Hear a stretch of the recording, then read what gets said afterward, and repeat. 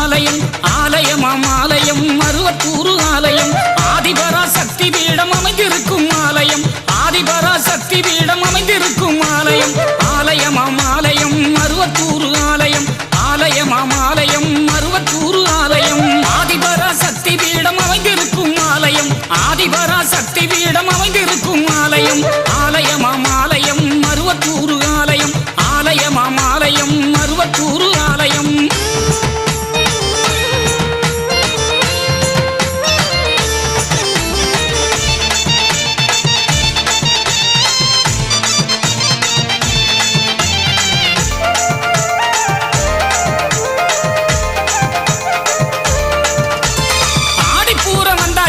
ஆனந்தமே வந்தாச்சு ஆதிபரா சக்திக்கு தான் கஞ்சி காய்ச்சி ஊத்தியாச்சு